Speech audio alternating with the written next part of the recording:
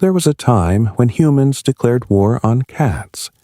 They said cats were servants of the devil, his eyes, his spies, his shadows. So they burned them, drowned them, and threw them into the woods like sin itself.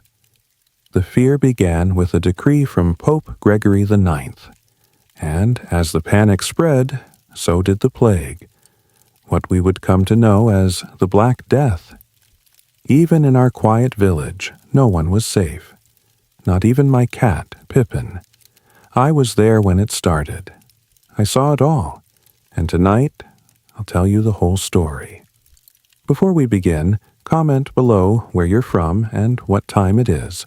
I'll like every one of your comments. Now, dim your lights, grab your blanket, and close your eyes. Let's begin.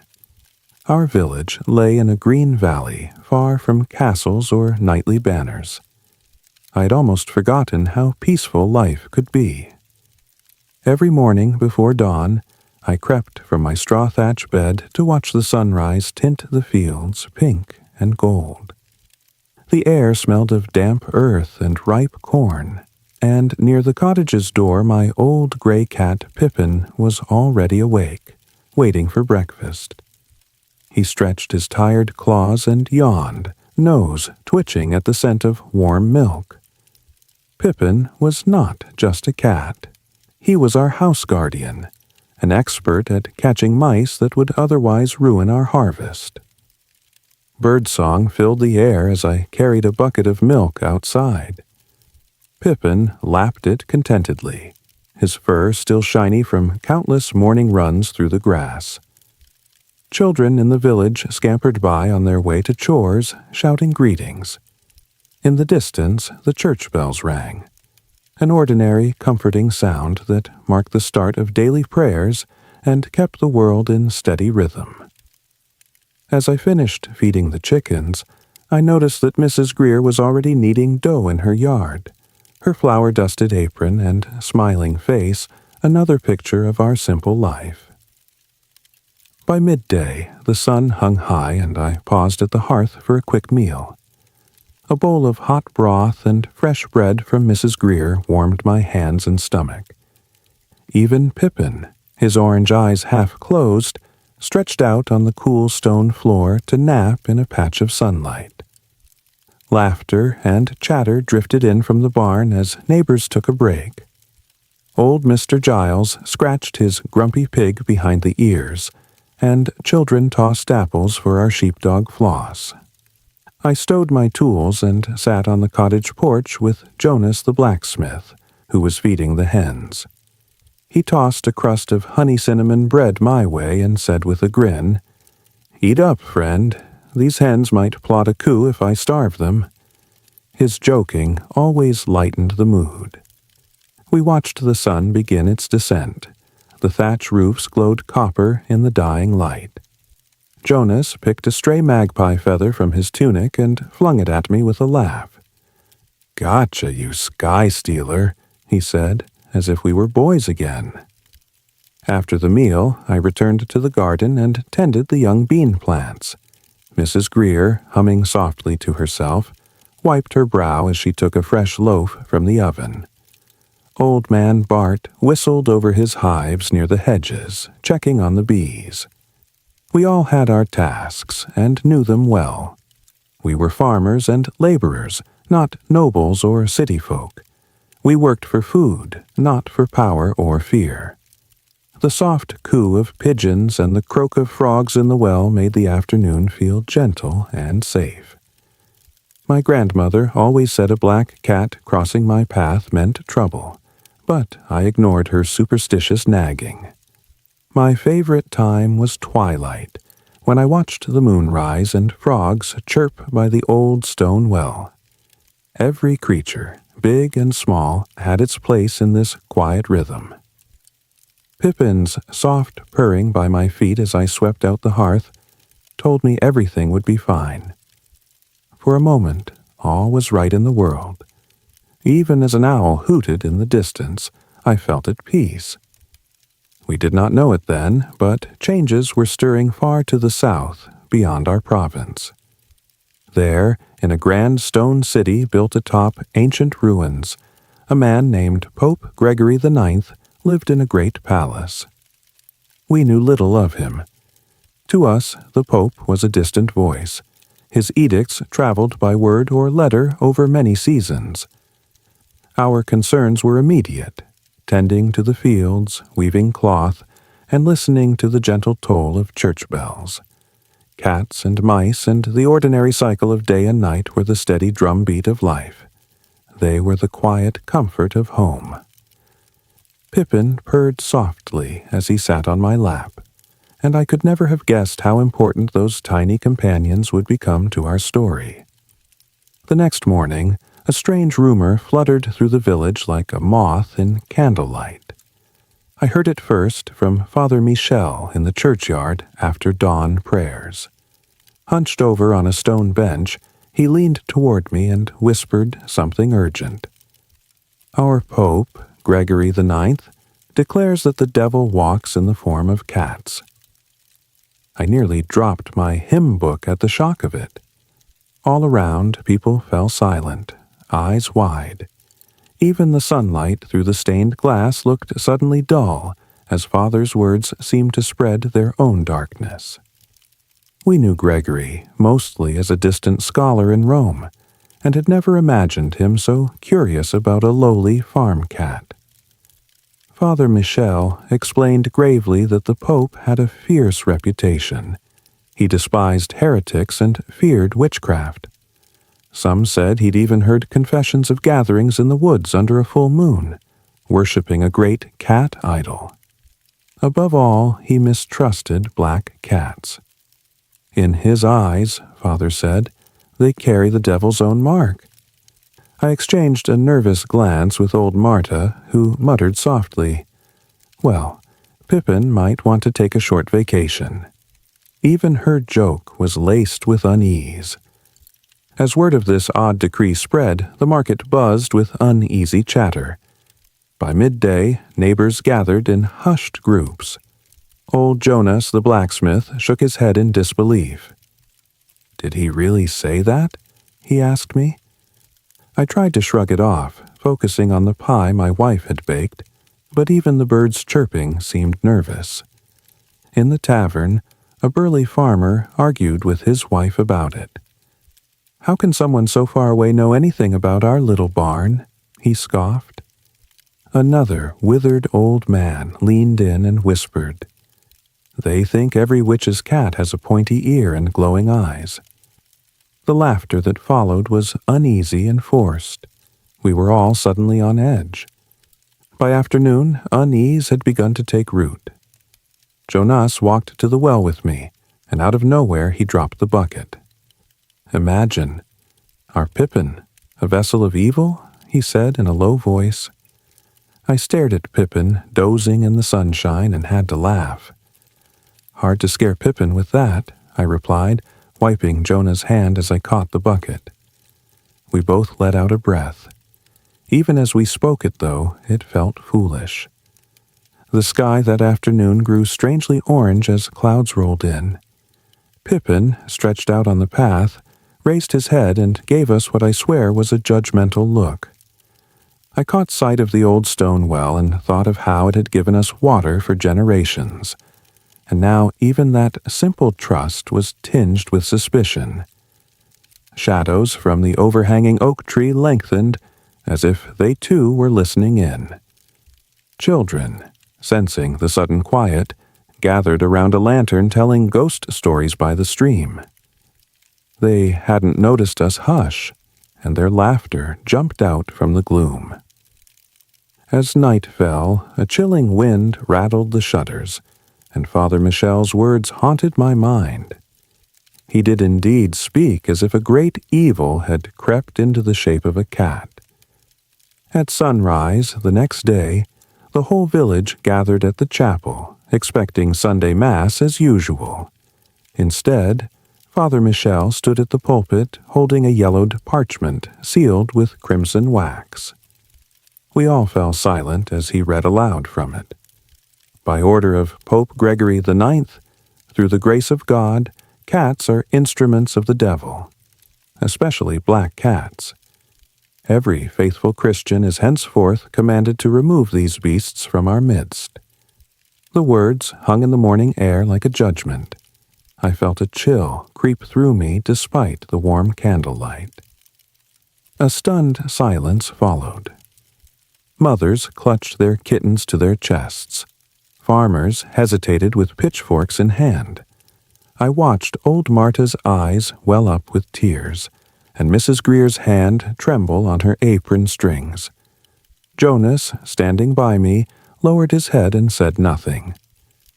"We must trust the Holy Church," Father Michael intoned softly, but even he cleared his throat with a crack.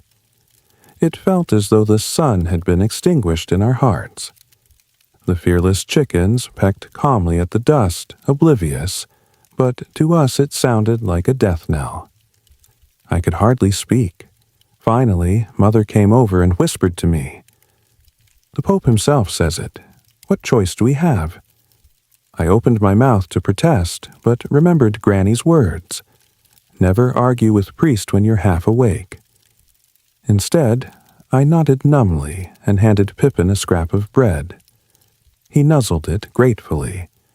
I wondered if he sensed our sorrow. In that moment, even he looked guilty to me, as if afraid the priest's words might catch up to him. The villagers began to file out of the chapel with bowed heads. No one dared speak. The gentle light of morning, the smell of incense and bread, even the chirp of a robin at the window, all felt unbearably heavy now. We had never been asked to do such a thing. Never. The order to remove them from the face of the earth sounded not like duty, but like a demand to shred our memories.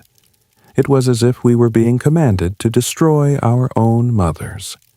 I swallowed hard, trying to hold back a sob. At home, I stroked Pippin's soft fur and felt tears sting my eyes. "This isn't right," I whispered to him, but he only purred and nudged my hand as if to comfort me.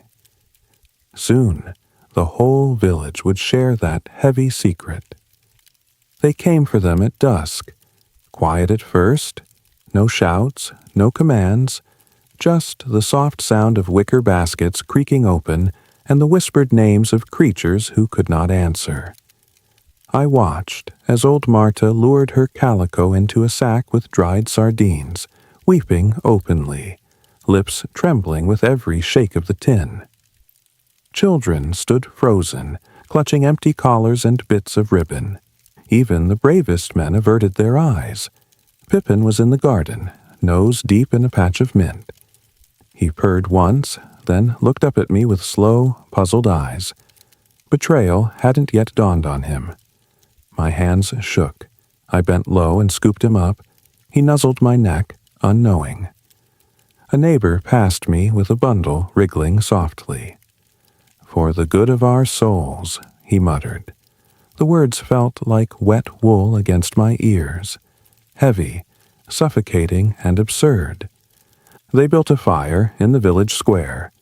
Not a roaring pyre. No, this was worse. A carefully arranged mound of old branches, rosemary sprigs, and dried lavender, as if that might bless the horror. Father Michel watched with hollow eyes, clutching his rosary until his knuckles turned white. He did not speak. The flames began with a flicker. The first sack was tossed in, and it writhed. A sound rose, not quite a scream, not quite a meow. It tore the air open. I couldn't move. Someone took Pippin from my arms, I don't even know who. For a second, I heard him cry out, just once. It wasn't pain, it was confusion, a question. Why? The smoke carried more than fur.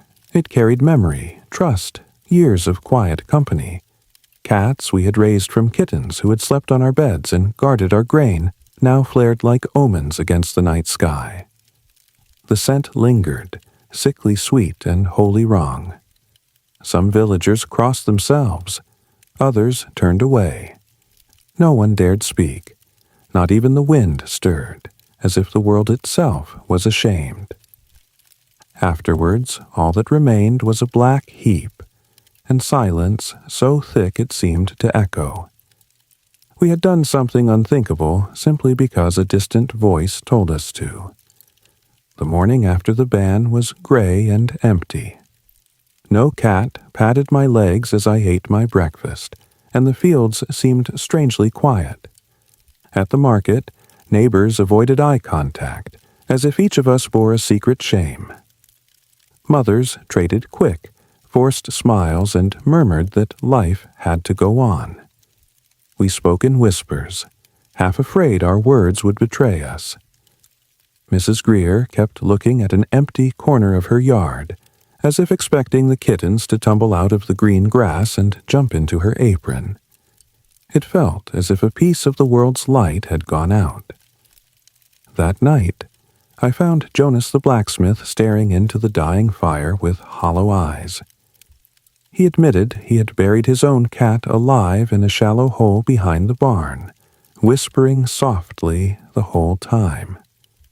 "I had no choice," he mumbled, shaking his head as if to clear the memory from it. I placed a comforting hand on his shoulder, but it felt useless. We both felt the weight of a grim secret neither of us wanted. For a long time we sat there in silence, listening to the crackle of the flames and the distant sounds of bats flitting through the chimney smoke. By sunrise, the village tried to resume daily life, but nothing felt right.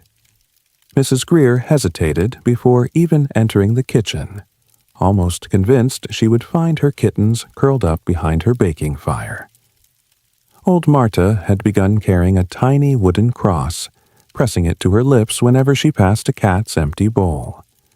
A couple of boys sheepishly confessed they had hidden kittens in the fields, feeding them on the sly each evening. Jonas shook his head slowly. "No more hiding," he said quietly, determination in his voice. "We've seen enough darkness this week." He turned the phrase more to comfort himself than to encourage anyone else. Silence had settled over us like a thick fog. That evening, I found Jonas near the apple press, whispering one of the rosary prayers we used to mumble for good harvests. I didn't dare interrupt. He glanced at me and muttered under his breath, "Forgive us, Pippin." The old cat's name passed our lips in a prayer, and I realized fear and doubt were creeping into everyone's souls. The Pope might have thought he banished evil with his decree, but for us it seemed to creep closer into our very hearts. Without a single cat to guard us, every little misfortune was now blamed on witchcraft. When Mrs. Greer's oven burst into an unexpected flame, neighbors gasped. Perhaps the devil had been playing with her dough. When our cupboard spilled a jar of honey, the fathers of boys near saw tooth marks and worried it was a demon's midnight snack. Lamps flickered even on calm nights, making people cross themselves and whisper of spirits. It seemed no shadow or odd twitch could escape suspicion. Voices in the dark, a strange odor, anything could be blamed on the black arts now. Grandma Marta began laying chalk crosses on every threshold, just in case. And Jonas hung sprigs of rosemary at every doorframe, hoping to ward off curses. In Mrs. Greer's kitchen, a knot of women formed a prayer circle, reciting old blessings passed down through generations. One trembling child insisted he saw a cat-shaped shadow flit across the barn wall at midnight. By dawn, the boy refused to step outside. Father Michel even lit an extra candle for every prayer.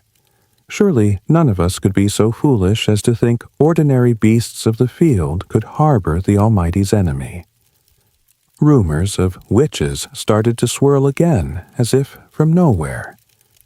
We knew of Mistress Dalrymple, the quiet woman who lived at the edge of the village. Some claimed her cat had been black, and now they quietly pointed fingers at her. A sheep that had borne only one lamb instead of the usual 4 was seen as a bad omen. The air was thick with fear. Garlic hung on barn doors, bowls of salt sat by hearths, and villagers crossed themselves whenever someone sneezed without a blessing. We were convinced that every little nonsense might be a sign of something dreadful. I tried to find reason. I looked at Pippin's old sleeping spot in the barn and remembered the warmth of his fur. But others drank every whisper. Jonas's coat got torn on a thorn, and he swore a phantom cat had attacked him from the hedges. Mrs. Greer swore that when she tied her apron, the knot slid down by itself. Surely the devil at work. In our desperation, we even roamed the fields at night, believing we might see a green glow or hear a purr at the edge of the woods. Superstition had woven itself around every villager's mind, and our simple lives were consumed by shadows and whispered fears. With dawn came a new horror. Rats. We had not seen so many in living memory. Without a single cat to keep them in check, the little vermin multiplied like rabbits.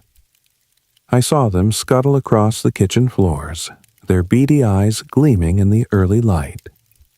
Corn and wheat were nibbled down to the cobs overnight. One morning, I found a dozen husks chewed through. By midday, the smell of rat droppings was everywhere. It was as if the devil himself had sent an army to invade every barn and cottage. People recoiled in disgust at the sight of them. Mrs. Greer shrieked as a rat dashed across her kitchen counter, toppling her morning biscuits.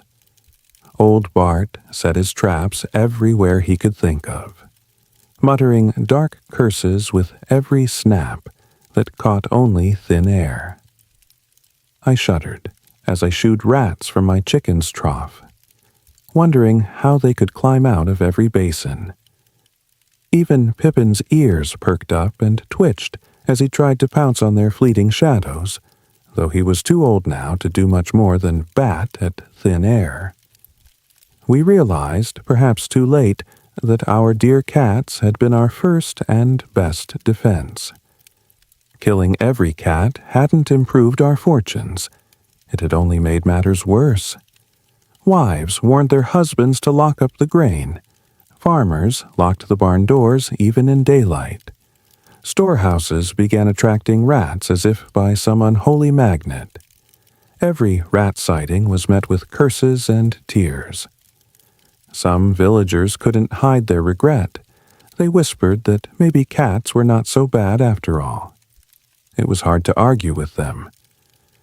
As I watched Pippin stare longingly at the mice feasting in the corn bin, I felt the galling truth.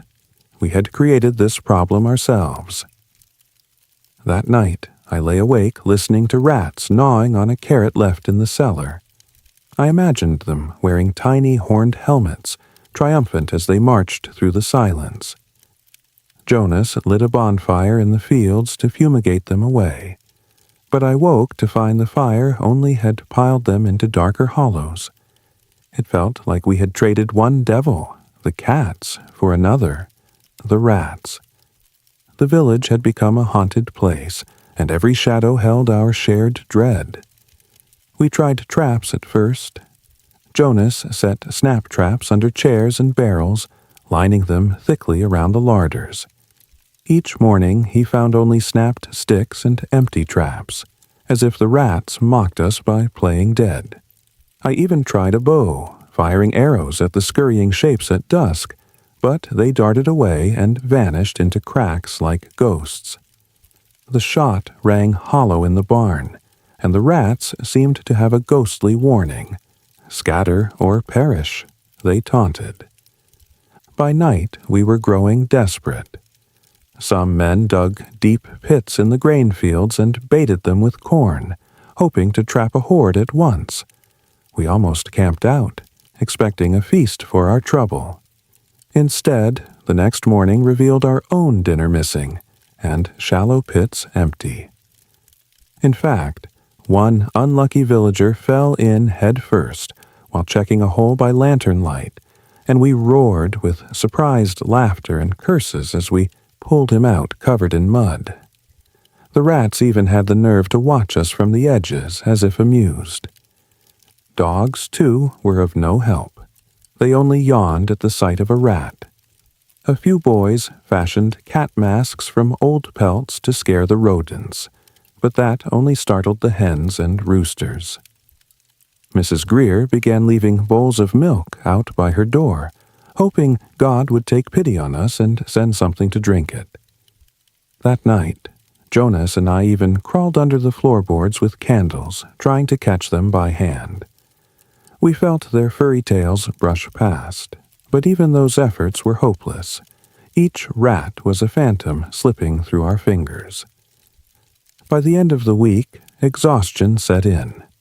We built makeshift barricades of wooden planks around the grain stores and soaked straw in creek water to lure the rats away from our fields. Despite all our schemes, the rats simply gnawed through the weakened wood and absconded with the soaked straw bait. Jonas kicked the earth in frustration. "We've lost this war," he growled into the night. We sat by the hearth, using long kitchen tongs to flick a rat out of our soup pot and into the ashes. The fire crackled as if mocking us. I took a bite of bread with trembling hands, trying not to think what we were forced to do. Father Michel walked through the village and shook his head in silence as he saw our faces. He must have sensed our desperation. In a rare moment of compassion, he even dropped kind words in the chapel for us. "We must remain strong," he told us, though I detected tears in his eyes. That evening, the cat's old haunt in the barn lay empty, and the rats had won their castle. No amount of faith, traps, or tricks could drive them off. As autumn deepened, the village fell under a spell of fear and confusion. We began to glimpse shadows moving at the edge of our vision, and with each rustle of leaves our hearts would jump. A sudden thunderstorm sent everyone scurrying to church for shelter, whispering that God himself was punishing us.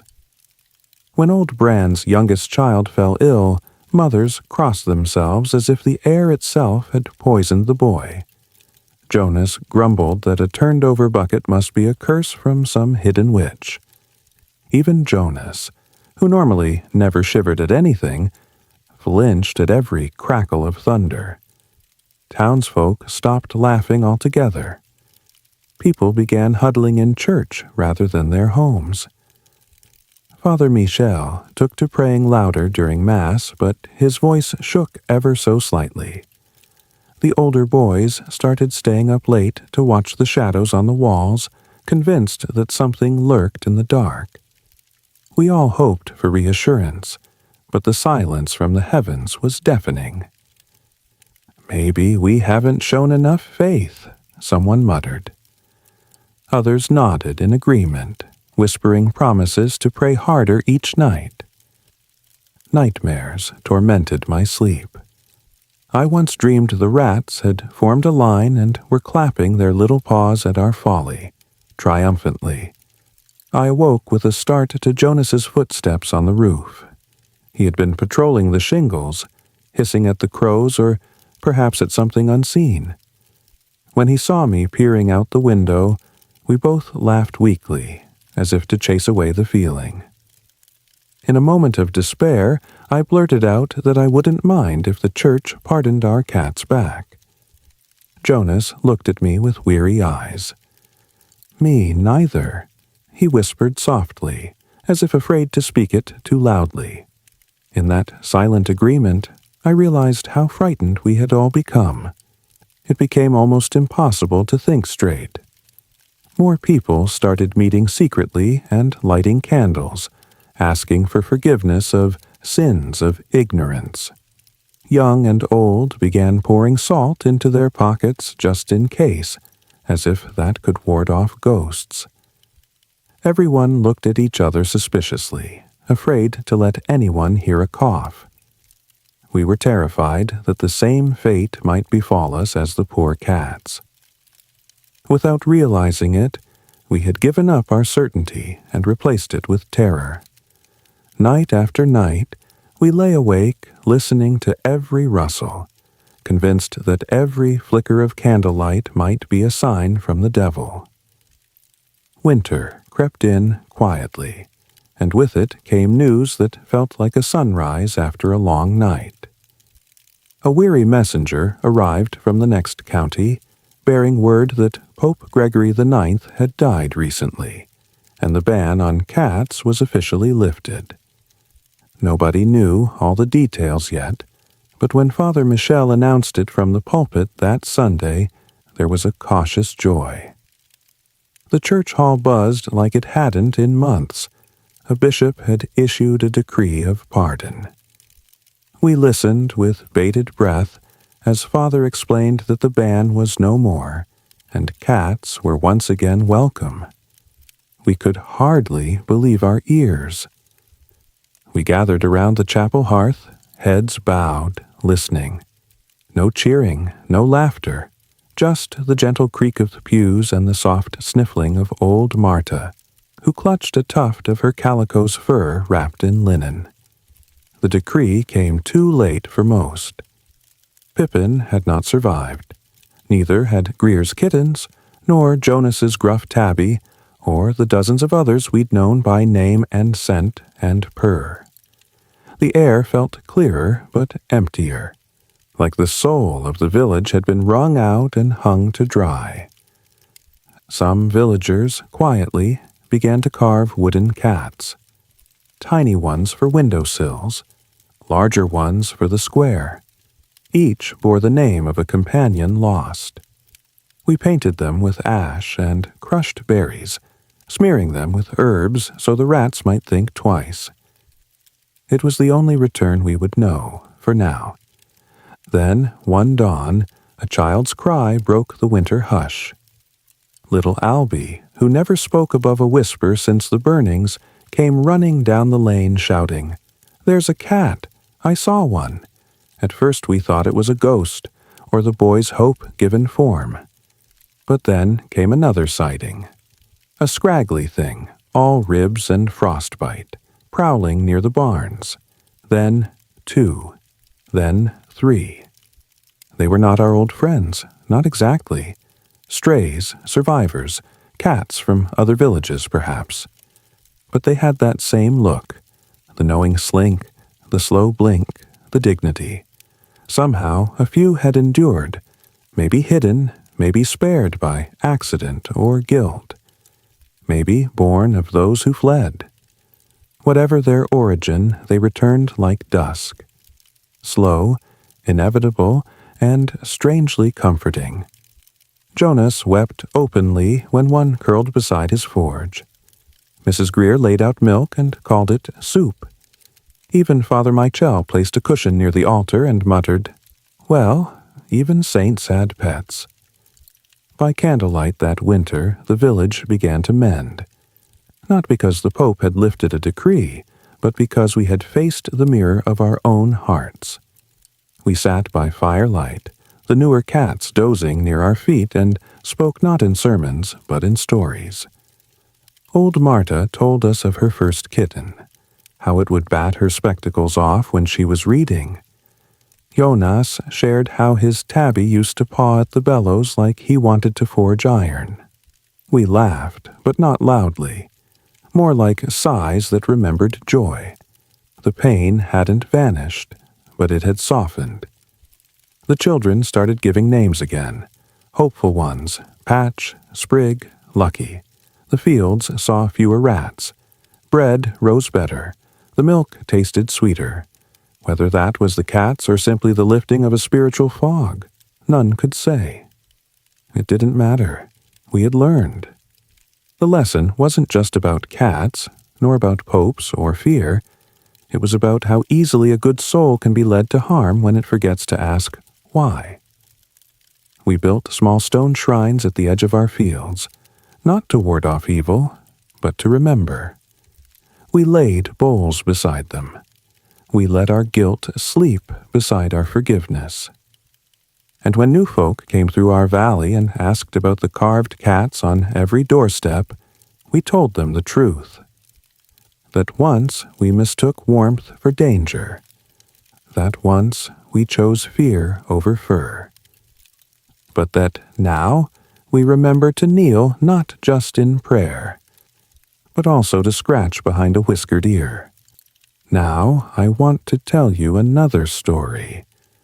A story of a king who killed his wives and changed queens like clothes. Congratulations, you've just woken up in Tudor England, and not as a mighty lord or lady, oh no, but as a lowly servant in the palace of King Henry VIII. Take a deep breath, if you dare, and let the atmosphere of the 16th century royal court assault your senses. The first thing that hits you is the smell, a pungent cocktail of wood smoke, unwashed bodies, spilled ale, and the ghost of last night's chamber pot. In this era before modern plumbing, feces and urine are everywhere.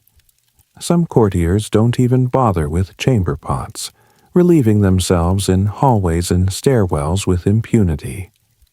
Sweet herbs strewn across the rush-covered floors do their best to mask the stench. But it's a losing battle. Welcome to Hampton Court Palace, where even the gilded walls can't completely hide the grime. As you stumble from your straw-filled mattress, itchy with fleas, by the way, you hear the distant toll of a chapel bell and the clatter of cooks already at work in the kitchens. The year is 1535, and King Henry VIII rules England with a booming voice and a fickle temper. By now, Henry has been on the throne for over 2 decades, and the palace is bustling with hundreds of residents, nobles, servants, soldiers, and sundry hangers-on, all crammed under one roof. It's crowded, it's noisy, and personal space is a luxury you can scarcely fathom. You jostle past fellow servants in a dark corridor, ducking beneath a tapestry that, if you're smart, you won't touch. The king hates when people wipe their dirty hands on his precious tapestries, and yes, he had to explicitly forbid it. In fact, King Henry is oddly obsessed with cleanliness for someone living in an age of mud and manure. He waged a constant battle against the dirt, dust, and smells of his court. He even sleeps with furs around his bed to keep small creatures and vermin away. Unfortunately, not everyone shares His Majesty's fastidiousness. Red X's painted on certain courtyard walls, the king's not-so-subtle plea for courtiers to stop using those spots as urinals, have only given drunken noblemen a target to aim for. And don't even get me started on the cooks. Until recently, some kitchen staff preferred to work completely naked or in filthy rags, right next to the king's food. Henry had to ban that practice by royal decree. Apparently, roast swan is even less appetizing when prepared by a naked, sweaty chef. As you scratch at a flea bite on your ankle, you pinch your nose passing a heap of moldering rushes, floor straw, that haven't been changed in weeks. They conceal discarded food scraps, stale ale, bits of bone, and worse, half a pig's head from some feast past. You've seen rats the size of cats merrily feasting underfoot while courtiers dance above. Needless to say, it's a paradise for fleas and lice, too. You routinely find itchy bites in unmentionable places. Some nights you swear you can hear the vermin orchestra tuning up, the squeaks, the scuttles, as you try to snatch a few hours of sleep. But for you, it's just another Tuesday morning in the palace. Grabbing a bucket and rag, your trusty tools, you begin your chores. One of your daily tasks is to empty the king's own private garderobe, toilet. Lucky for Henry, his personal privy is a relatively sophisticated setup. a padded seat over a chute that drops down to an underground cesspit. Lucky for you, it's not overflowing, yet. Still, you gag at the ammonia reek of stale urine. After all, that's also where the groom of the stool, the unfortunate gentleman tasked with attending the king's toilet needs, collects royal pee for use in cleaning. Yes, urine as detergent. It turns out that even castle luxuries have limits. Soap is expensive, but urine is free and plentiful when you have a few hundred people relieving themselves daily. As you haul the sloshing bucket through a passageway, careful not to spill any on your feet, the leather of your worn shoes won't protect you from a chemical burn if you do. You can't help but reflect on the absurdity of it all. Here you are, in one of the grandest palaces in Christendom, surrounded by priceless tapestries, gold plate, and courtiers in silk. And yet the stench of human waste and sweat permeates everything. The glamour and the filth of Tudor life sit side by side, like a rich meat pie seasoned with a hint of manure. Think your daily commute is bad? Try navigating a corridor where you might literally step in a pile of nobles' business on your way to deliver the Queen's breakfast. Speaking of breakfast, the smells wafting from the kitchen at least promise a momentary improvement in your day. You catch a whiff of fresh bread and smoked bacon cutting through the usual odor bouquet. The king's cooks are preparing a mighty feast for the morning meal. Henry VIII is famous for his appetite, culinary and otherwise. On a normal day, His Majesty might devour ale, eggs, roasted meats, and did we mention ale?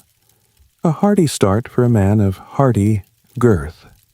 By this point in his reign, Henry's once athletic physique has given way to a more imposing frame, and rumor has it he's put on a few stone. But no one would dare comment on the king's waistline, not unless they fancy a trip to the Tower of London with a one-way ticket. Ah yes, the Tower. The very mention of it sends a shiver down your spine.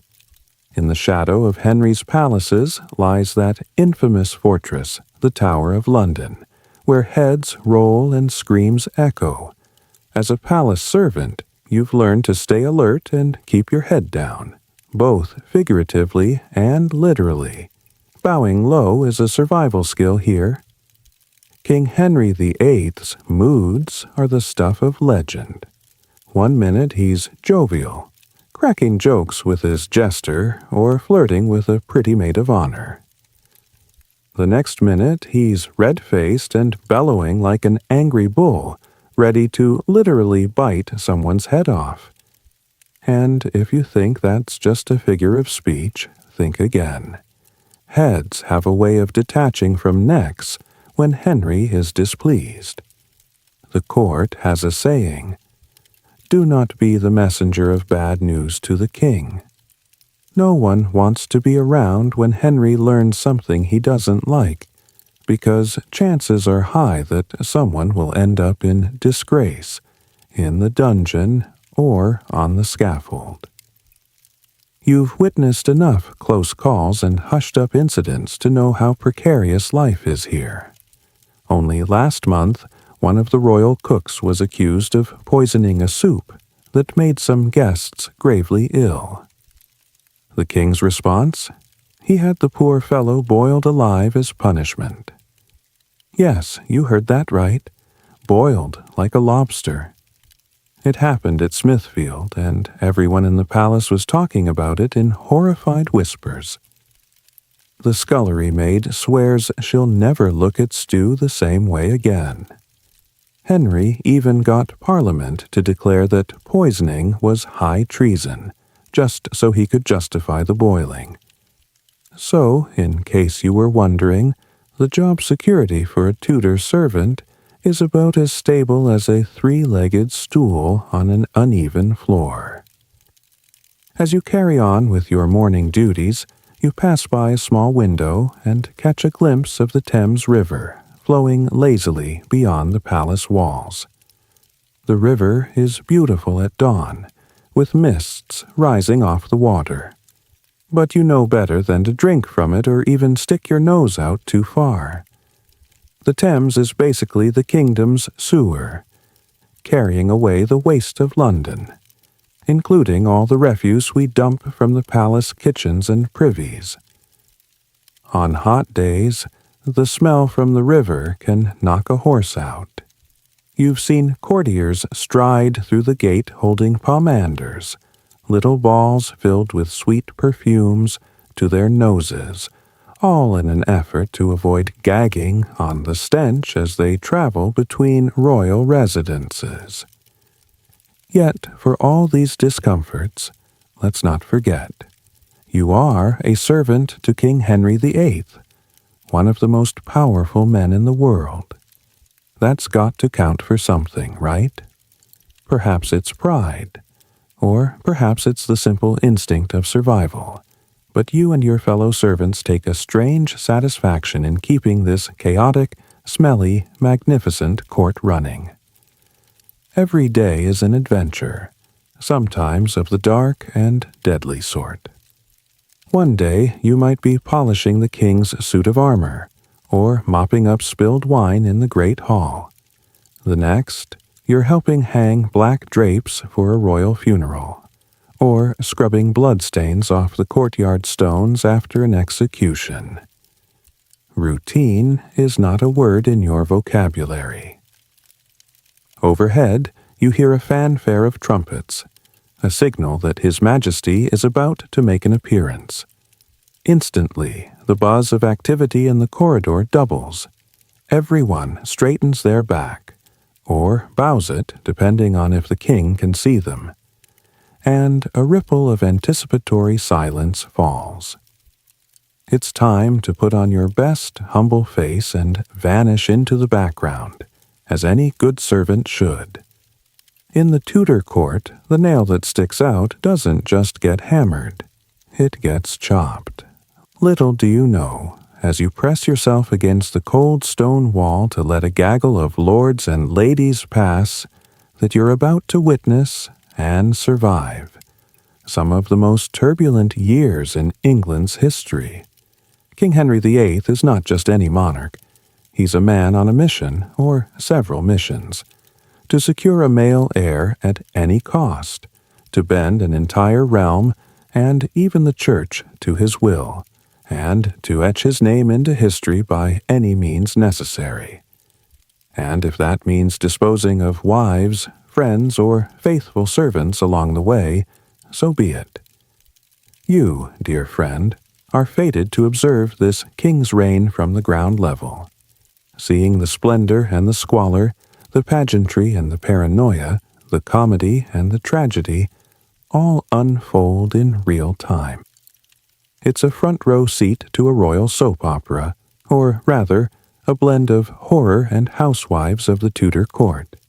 And trust me, you're going to need that dark sense of humor to get through it alive. Before we plunge headlong into the marital mayhem and political intrigue, take a moment to steady yourself, adjust your woolen cap, wipe that nervous sweat off your brow, just don't use the king's tapestries, and steel your nerves. Life under Henry VIII is not for the faint of heart. In the coming years, you will see queens rise and fall as quickly as the turning of the seasons. You'll see friends of the king turned into enemies overnight. You'll hear the dull thud of the executioner's axe more often than any sane person should. And through it all, you'll soldier on with your mop and bucket, cleaning up messes, both literal and figurative, in a court that seems to lurch from one crisis to the next. So, are you ready? It's time to step fully into the shoes of a Tudor palace servant and embark on this journey through the life and reign of Henry VIII, the king who killed his wives. Keep your wits sharp and your head low, and firmly attached to your neck, and maybe, just maybe, you'll live to tell the tale. You haven't always served a grumpy, middle-aged king with ulcers on his legs. In fact, when you first entered royal service as a wide-eyed child, Henry VIII was a strapping young man, and the kingdom was full of hope. Let's rewind a bit to those early years. It's 1509. King Henry VII has just died, and his 17-year-old son Henry has ascended the throne. Picture a young Henry, tall, athletic, and handsome, with auburn hair and a love of music and dancing.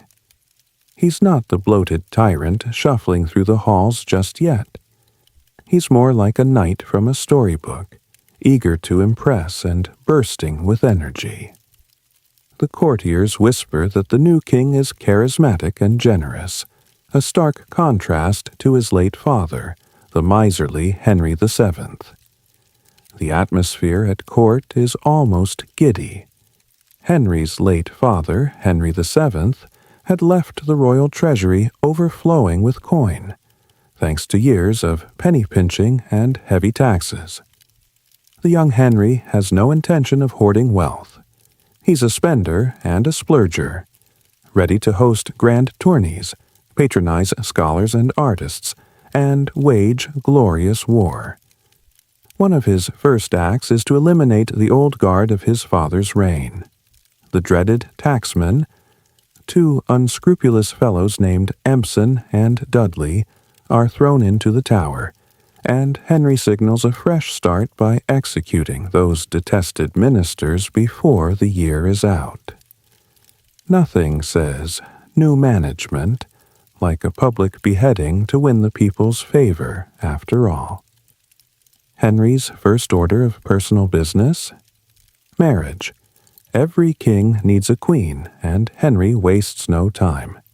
Merely weeks after his coronation, he marries Catherine of Aragon in June 1509.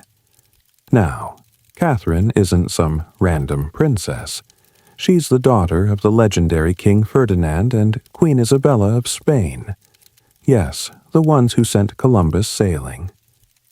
She was once married to Henry's older brother, Prince Arthur, but that marriage was short-lived.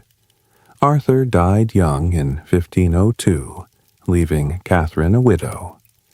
By marrying his brother's widow, Henry has to get a special blessing from the Pope, which he does because, hey, he's the golden boy of Christendom right now. The wedding is a grand affair, and you remember the celebrations, the endless feasting and pageantry. Not long after, the young king embarked on an age of chivalric glory, hosting lavish tournaments and forging alliances. In 1520, Henry and Queen Catherine journeyed to France for the famous Field of Cloth of Gold, a summit with King Francis I, where two rival monarchs tried to outsplendor each other with tents of golden fabric, fountains running wine, and jousts of legendary extravagance. You recall Henry, ever competitive, even wrestling Francis in a bout of friendly combat, which Henry lost to his chagrin.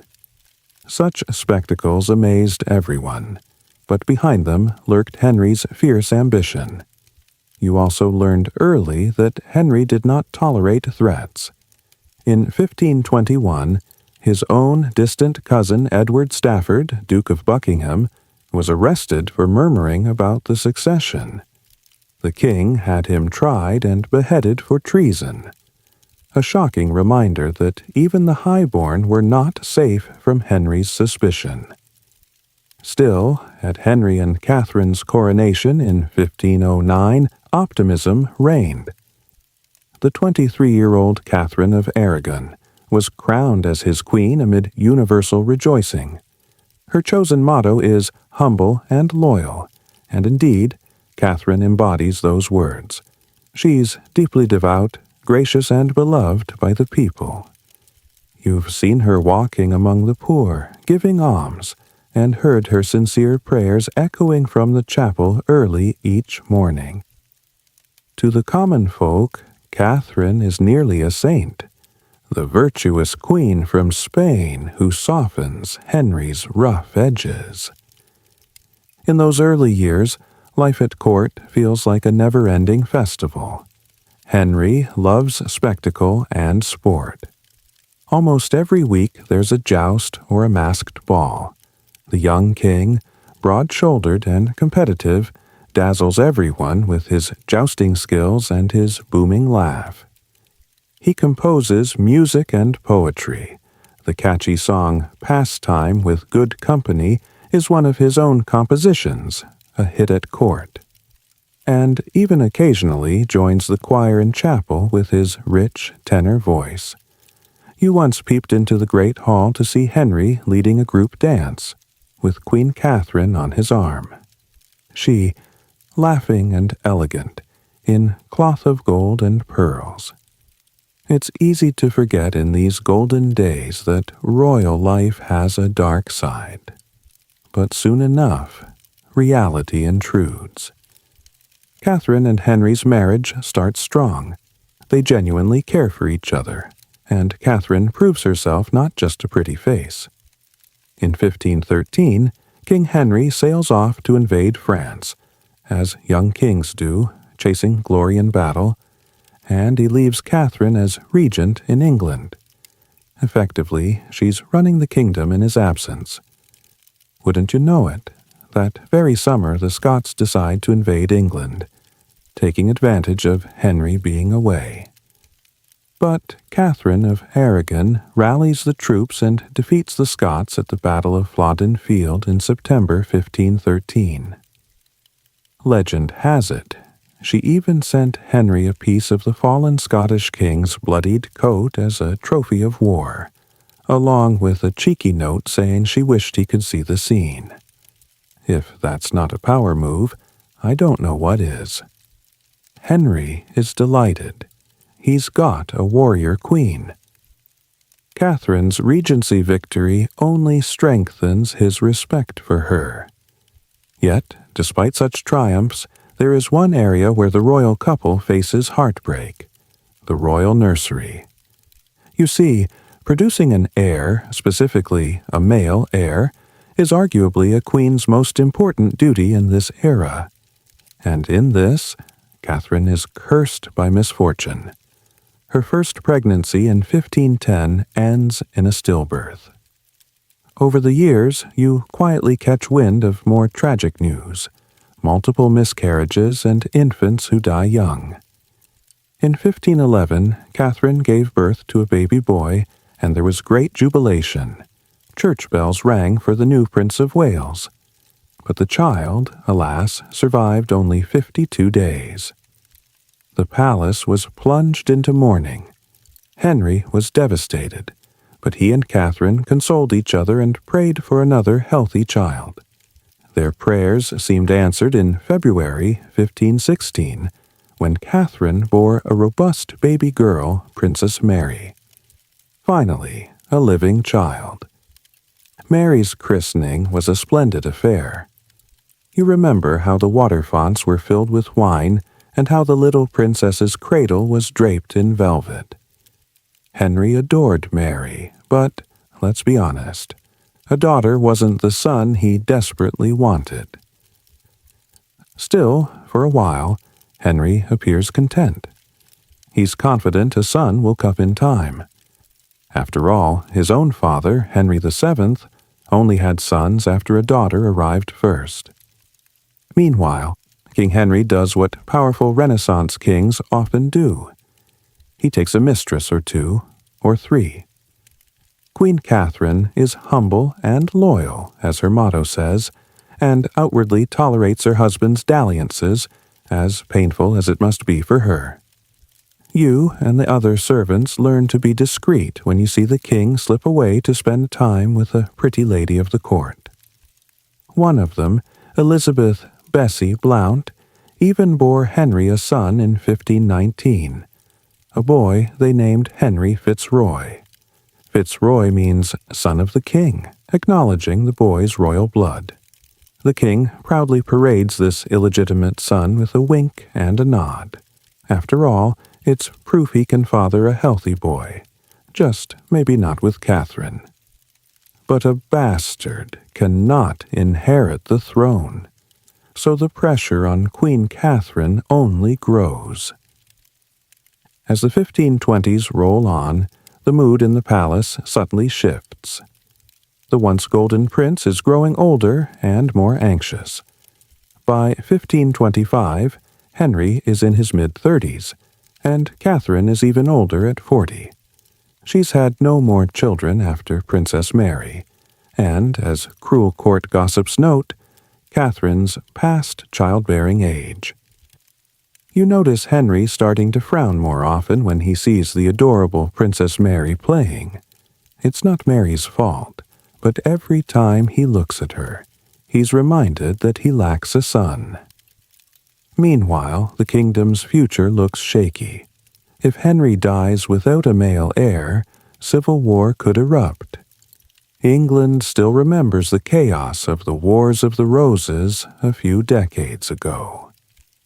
The king's desperation for a son becomes the worst-kept secret at court. And then, Henry's wandering eye lands on someone new, someone who will change everything. Enter Anne Boleyn.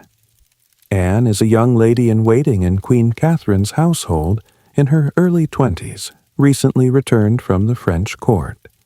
She's nothing like the demure, pious Catherine. Catherine had always favored the stiff English styles. Think of the gable-hooded headdresses that covered hair and the bulky farthingales. But Anne Boleyn arrived in court in slinky French fashions, introducing the chic French hood that let a tantalizing fringe of hair show. It caused a minor sensation among the ladies. Anne, in short, is bold, educated, and fashionably French in style, with a razor-sharp wit. You've seen her flirting and bantering in multiple languages, turning heads with her French gowns and sly smiles. She's not conventionally beautiful by some standards. Courtiers gossip about her having a mole on her neck and an extra little fingernail that some call a sixth finger. Probably just exaggeration. But when she enters a room, all eyes gravitate to her, including the king's. By 1526, King Henry is openly smitten with Anne Boleyn. He writes her love letters, shocking because Henry normally hates putting quill to paper, but for Anne, he'll do it. In one missive, he gushes, "I would you were in my arms, or I in yours, for I think it long since I kissed you." The king, a besotted poet. He starts finding excuses to drop by Queen Catherine's chambers just to see Anne, or to invite Anne to dance at banquets. You've caught glimpses of the two exchanging glances that would get any ordinary servant fired, or worse. But Henry is the king. Who's going to tell him no? Anne, however, does something extraordinary. She refuses to become the king's mistress. She learned from the fate of her sister, Mary Boleyn, who was one of Henry's earlier flings and ended up cast aside. Anne has bigger ambitions. She won't settle for anything less than being queen. And so, a high-stakes game begins. Anne plays hard to get, and Henry, a man not used to denial, finds himself obsessed. It's like watching a cat chase a very clever mouse, except this mouse knows exactly how to tantalize the cat just out of reach. The more Henry's desire for Anne grows, the more he dwells on a radical idea that has been percolating in his mind. Perhaps, he reasons, his marriage to Catherine was never valid in the eyes of God. After all, she was his brother's widow. The Bible, Leviticus to be precise, warns that a man who marries his brother's wife will be childless. Henry starts to see this as the divine explanation for why he has no sons. It's not his fault or Catherine's fault, it's that their union is cursed. Conveniently, this line of reasoning also offers a possible way out: annulment. If he can convince the Pope to annul the marriage, basically declare it null and void as if it never legitimately happened, then Henry would be free to marry Anne. And surely then God will bless him with sons. Thus begins the King's Great Matter, as people will call it, the great matter being, of course, the business of ditching Queen Catherine. You can sense the tension rising at court. This is a risky, controversial move. Catherine of Aragon isn't just any wife. She's a Spanish princess, aunt to the powerful Holy Roman Emperor Charles V, who will definitely be furious if Henry dumps her. Not to mention, the common people love Catherine. She's been queen for nearly 20 years, and she's respected for her virtue. How is the king going to sell this idea? Well, Henry has help, or so he thinks, from his most trusted advisor, Cardinal Thomas Wolsey. Wolsey, a portly, brilliant man in red robes, has been Henry's right-hand man for years, effectively running the government and even the church in England as papal legate. If anyone can navigate the legal and diplomatic minefield of getting a royal annulment, it's Wolsey. In 1527, Henry formally asks Pope Clement VII to annul his marriage to Catherine, citing that biblical prohibition and insisting that his conscience is plagued. Never mind that it took 18 years and a new girlfriend to plague it. As you might imagine, Queen Catherine is not amused when she learns of this. The normally composed queen becomes a figure of sorrow and steely defiance. You witness her once bump into Anne Boleyn in a corridor, Catherine's face stony and pale, Anne's chin held high, and the air between them could have frozen fire. Catherine swears that her marriage to Henry is true and just. She insists, as she always had, that her brief marriage to Prince Arthur was never consummated. So, in God's eyes, she wasn't truly his brother's wife. Therefore, the Pope's original dispensation for her to marry Henry should still stand. In other words, Catherine is fighting for her marriage with every fiber of her being. The whole court splits into silent factions. Team Queen Catherine includes many of the common folk and older nobility who see her as the rightful queen and a wronged woman. Team Anne Boleyn consists of those who have caught the scent of change in the wind, younger courtiers on the rise, reformers who think maybe England could free itself a bit from the Pope's control, or those simply dazzled by Anne's brilliance and the king's favor shining on her. You, a mere servant, try to keep your head down, but even among the staff there's gossip and division. The laundry women cluck sympathetically about Catherine, while the groom of the stool, who spends long hours with the king, hints that we might have a new mistress of the house soon. For 6 long years, from 1527 to 1533, the great matter drags on. Pope Clement, caught between a rock and a hard place, the rock being Henry, the hard place being Emperor Charles V, Catherine's nephew, who basically has the Pope under his thumb after sacking Rome, delays and prevaricates. Cardinal Wolsey convenes a special church court in England in 1529. You even slip in at the back to witness one session at Blackfriars, where Henry and Catherine themselves are present before papal legates. In a dramatic moment that becomes the stuff of legend, Queen Catherine drops to her knees before Henry in front of the entire court.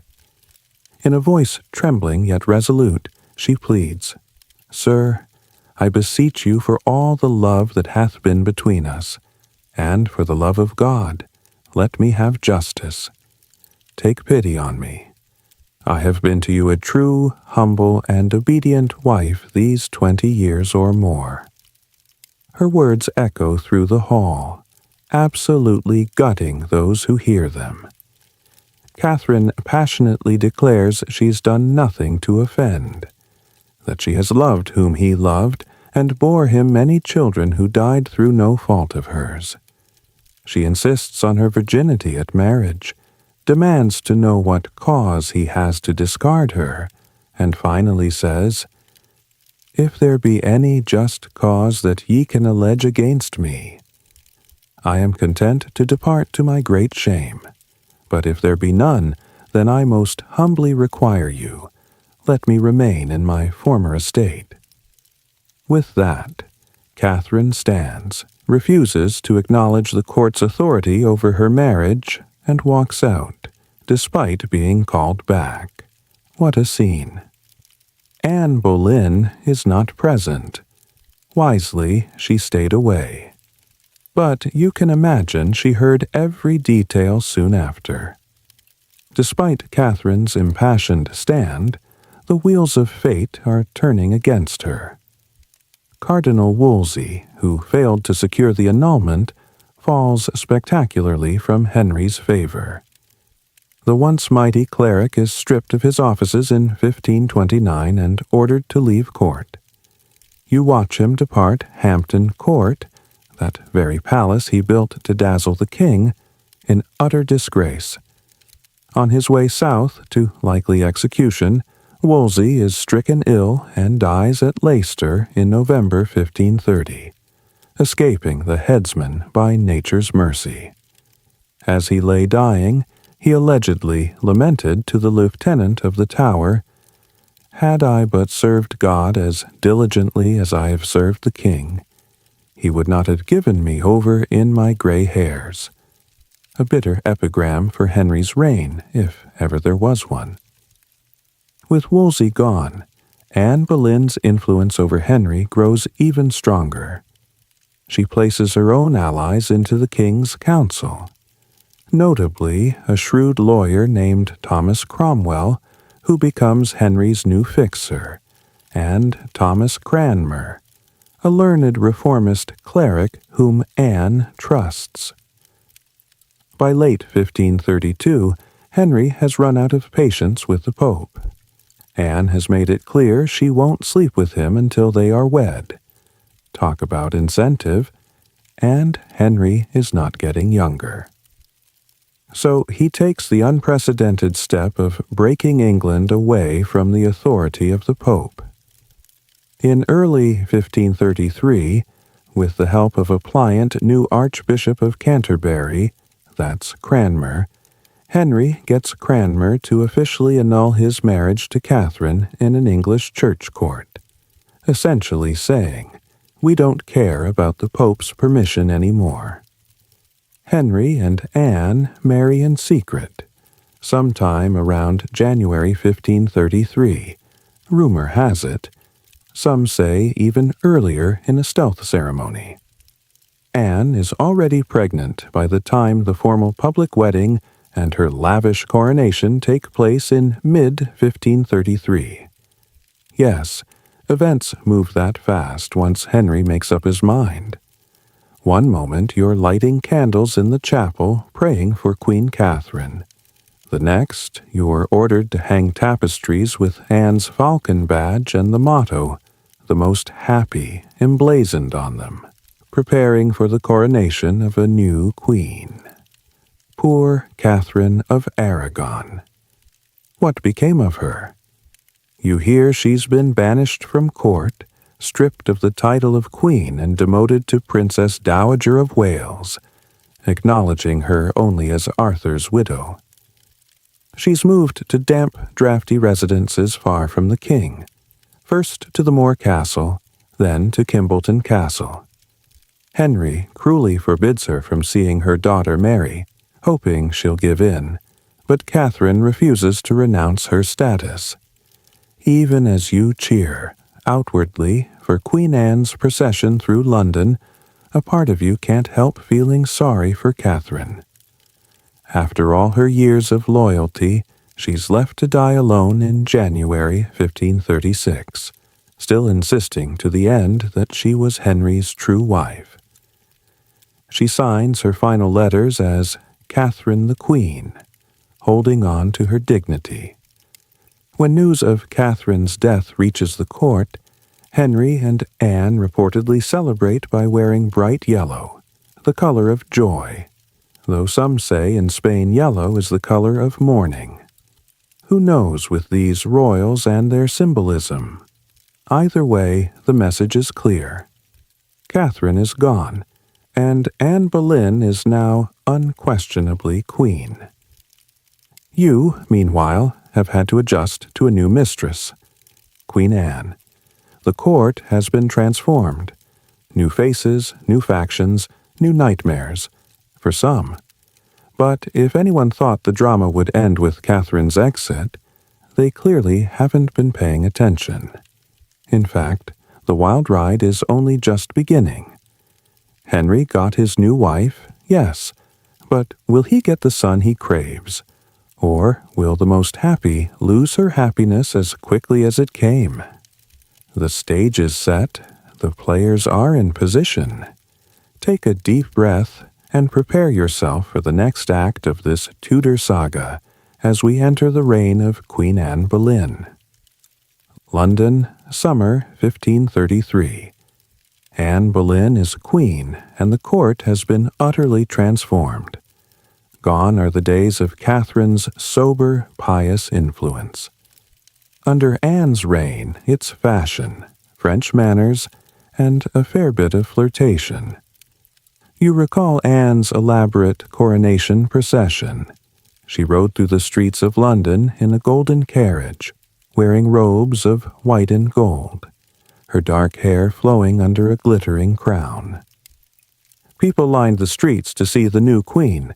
Some cheered out of curiosity or hope. Others stayed silent or muttered about Nan Boleyn. There were those who still considered Catherine the rightful queen. But outwardly, the show was magnificent. Anne had chosen the motto, "The Most Happy," and on that day, she certainly looked it.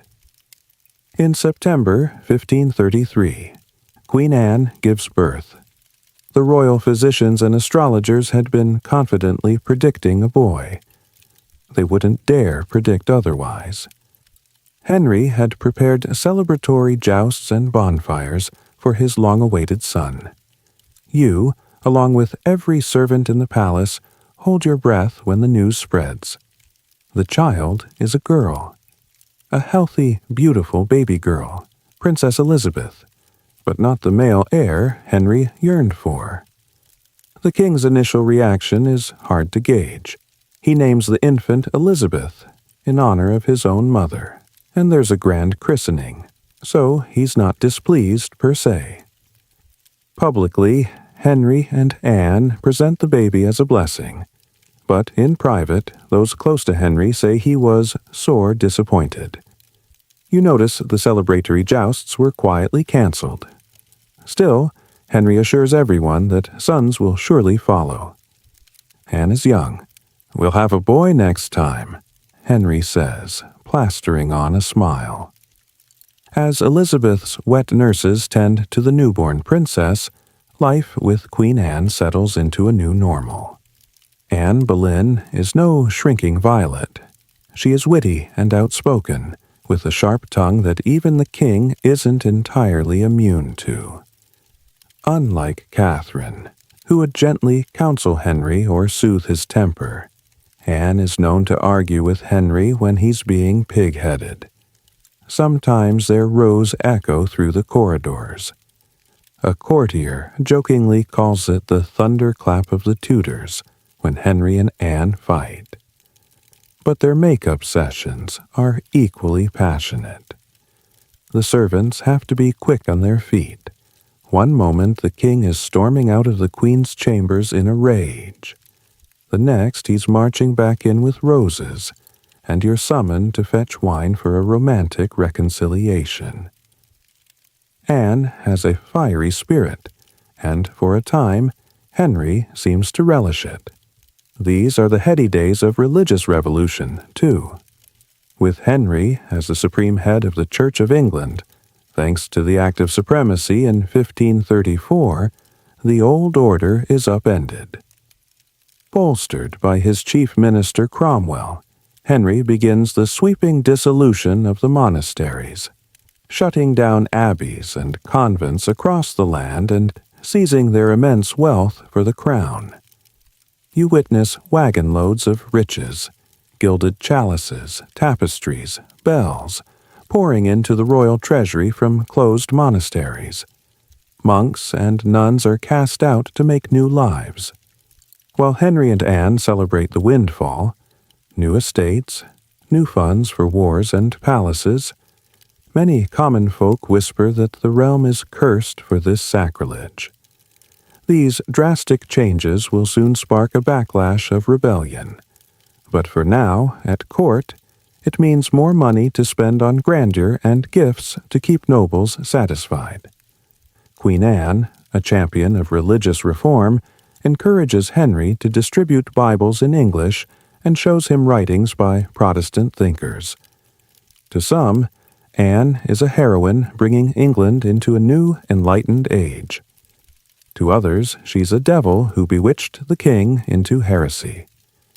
You see both perspectives firsthand. One day, you're helping set up for a sermon by a reformist preacher whom Anne favors. The next, you hear whispers that common people call Anne the king's witch, and blame her for the spread of plague or bad weather, any misfortune that occurs. Despite the controversies, Henry's court under Anne remains a glittering scene. There are masques and banquets where Anne presides with all the allure of a French duchess. She's truly the star of her own court, wearing cutting-edge French fashions, sleeves slashed to show off silks, and an infamous pearls and letter B necklace around her neck. You often see her with ladies-in-waiting and musicians about. Anne loves music and poetry. She even has a taste for gambling at cards. But beneath the festivities, tension simmers. Anne knows her position is not secure until she produces a male heir. And Henry. Well, Henry's patience has never been infinite. By 1534, Queen Anne is pregnant again.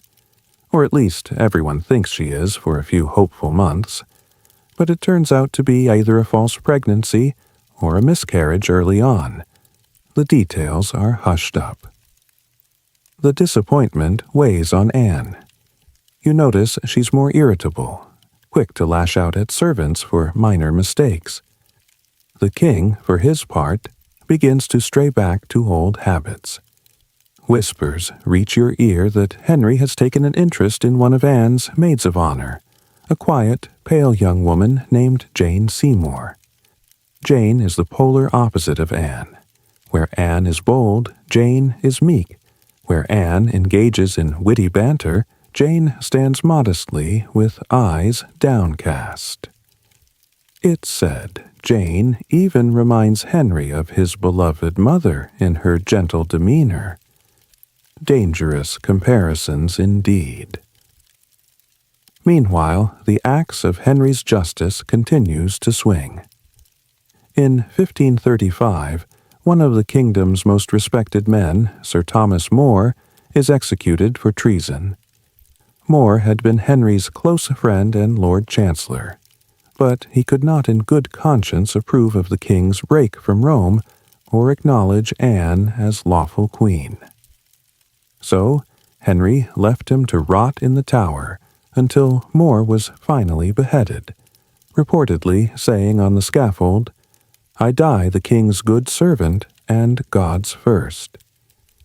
When you helped pack up Sir Thomas More's confiscated books from his estate, a sad task, you realized no one, no matter how wise or loved or high-ranking, is safe from Henry's wrath if they oppose his desires. This knowledge settles in your stomach like a stone. The court carries on with its revels, but a shadow looms, the knowledge that dissent can be fatal. By early 1536, storm clouds gather over Anne Boleyn's world. In January, two major events shake the palace. First, news comes that the former Queen Catherine of Aragon has died at Kimbolton Castle on January 7, 1536. Catherine's passing should have been a relief to Anne, her rival finally gone. Indeed, Henry and Anne dress in bright yellow on the day they receive the news, in Spain the color of mourning, but in England interpreted by many as a celebratory hue. Anne is heard saying they are now truly free, that God has shown favor to us. But any celebratory mood is short-lived, because later that same month, Queen Anne suffers a devastating miscarriage. And worse, it's reportedly a boy of about 15 weeks gestation. Some say it happened on the very day of Catherine's funeral, a cruel coincidence. It certainly happened shortly after Henry had a terrifying jousting accident on January 24th. He was knocked unconscious for 2 hours. Many feared him dead. Anne was thrown into panic and shock. The loss of her baby, a son, is a catastrophic blow. The king is furious and heartbroken. You hear from another servant how Henry lamented that "I see God will not give me male children" by Anne. To Henry, ever seeking signs from above, this feels like a judgment. Not even a week after Anne's miscarriage, observers note that Henry's attentions toward Jane Seymour grow more overt. He started visiting Jane's chambers openly. Where once Anne could captivate Henry with a flash of her dark eyes or a clever joke, now Henry seems to find her presence tiresome.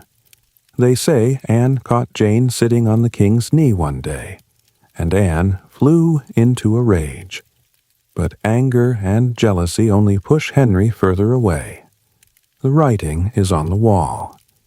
The king is preparing to discard wife number 2, just as he did the first.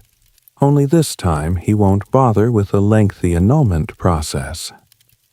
Anne Boleyn is in a far more precarious position because, unlike Catherine, who had powerful family ties abroad and popular sympathy, Anne has few allies and many enemies at court. The Boleyn faction that once cheered her rise is shrinking, and those who resented her, loyalists to Catherine or nobles Anne snubbed, are sharpening their knives. Enter Thomas Cromwell, the king's chief minister, a brilliant, ruthless man who had been Anne's ally in the break from Rome, but now reportedly finds her an obstacle. Whether out of personal vendetta or simply obeying the king's unspoken wishes, Cromwell coordinates a plot that shocks you even after all you've seen. In May 1536, Queen Anne is arrested and charged with high treason, accused of heinous crimes, adultery with not one but 5 men, including her own brother, and even conspiring to murder the king. The charges are staggering, and, to your mind, utterly unbelievable. You've been around a court enough to sense scandal, and Anne, for all her flirtation, didn't seem suicidal enough to actually betray Henry in such ways. But truth matters little when the king's will is set. Anne is imprisoned in the Tower of London on May 2nd, 1536. Watching her walk to the barge that will take her to the Tower, guarded and pale but still holding her head high, is one of the most haunting sights you recall. A few of her accused lovers are arrested too, men you know to be part of the king's inner circle. One is Henry Norris, the groom of the stool, Henry's close friend. Others are courtiers like Francis Weston, musician Mark Smeaton, William Brereton, and Anne's own brother George Boleyn, Viscount Rochford. Court gossip runs wild. Some say Smeaton, after torture, the rack perhaps, confessed to adultery with the Queen, but his words, wrung out under duress, can't be trusted. It's a terrible farce, yet none of us can stop it. During her bleak days in the Tower awaiting judgment, Anne oscillates between hope and despair. She even allegedly wrote Henry a desperate letter asserting, "Never a prince had wife more loyal in all duty," and pleading, "Try me, good king, but let me have a lawful trial." Words that went unheeded. Finally, after a brief trial on May 15th, a trial which was more show than justice, on charges of adultery, incest, and treason, Anne is found guilty, almost certainly wrongly, by a jury that notably includes her former fiancé, Henry Percy. The treason charge alludes to alleged plots to kill the king, but likely it's the risk to succession. A queen's supposed adultery, undermining the royal lineage, that seals her fate. The 5 accused men are sentenced to death as well. On May 17th, Norris, Weston, Brereton, and Smeaton are executed on Tower Hill. The first 3 beheaded, the lower-born Smeaton hanged and quartered, and George Boleyn, too. His execution is particularly horrifying to those who watch. He had to hear a lengthy sermon condemning the sins of incest before the sword fell. That same day, Archbishop Cranmer declares Henry's marriage to Anne null and void, awkwardly making Elizabeth illegitimate, but that's an issue for later. It's as if they're erasing Anne's queenship entirely. Now all that's left is for Anne to meet her end. Henry, perhaps not wanting the messy spectacle of another queen executed by axe, and aware that Anne was of quick wit even in distress, mercifully arranges a swordsman from France to perform the deed swiftly. On May 19th, 1536, Anne Boleyn is led out to a scaffold built on the Tower Green. You manage to slip into the crowd of perhaps 200 onlookers, mostly courtiers and guards. The atmosphere is tense and grim. Anne is dressed not in royal finery but in a plain gray gown and a white coif. She looks small and frail, yet composed. She addresses the crowd with surprising calm. She does not confess guilt. Instead, she says she is submitted to the king's judgment and asks all to pray for the king. For a gentler nor a more merciful prince was there never. Even at the end, she's careful not to antagonize Henry, no doubt hoping to protect her daughter Elizabeth's future. Her ladies remove her headdress and tie a blindfold over her eyes. She kneels upright on the scaffold, her ladies sobbing as they step back. The executioner, an expert swordsman specially brought from Calais, removes his shoes to move softly. Anne, blindfolded and praying, never sees the blade. In a final moment of grim theater, the executioner shouts a false distraction, "Bring me the sword," making Anne instinctively turn her head. In that split second, the razor-sharp sword swings through the morning air. With one clean stroke, Queen Anne's head is severed from her body. It's over in an instant. A sharp intake of breath from the crowd, a few muffled cries. Your stomach churns, but you cannot look away. As Anne's ladies gather up her remains, wrapping her head in a white cloth and placing her and her body in an old arrow chest, no proper coffin prepared. You feel as if you've awakened from a dismal dream. How had it come to this? The vibrant, intelligent Anne Boleyn, the woman for whom Henry changed the course of the whole realm, now reduced to a blood-stained figure on a scaffold. And Henry, The king is nowhere to be seen. He couldn't be bothered to watch. In fact, you later learn that Henry, impatient for news, was out hunting that morning. The moment he heard the cannon fire from the tower, the signal that Anne was dead, he raced off to join Jane Seymour and, incredibly, had himself betrothed to her before Anne's corpse was even cold. The very next day, he's celebrating. Yes, that is how swiftly fortune's wheel turns here. Back at the palace, we servants clean out Anne's apartments with brisk efficiency. All signs of the Boleyn Falcon badge, her initials, her personal furnishings, gone in a flash, as if she never occupied these rooms. In the quarters of the royal household, some of Anne's former ladies weep quietly. Others, who never liked her, mutter that justice was done. One thing is certain to all of us. Henry VIII has no problem eliminating a wife who displeases him. 2 down, 1 discarded, 1 deceased. 4 to go, though heaven knows if anyone at this moment imagines he will marry 4 more times. As you sweep out the last of Queen Anne's chambers, you catch sight of a piece of embroidery she left behind, something she had been working on during her final days under guard. It's a small, half-finished Tudor rose. You shudder and walk away, praying that little Princess Elizabeth, now motherless, doesn't share her mother's fate.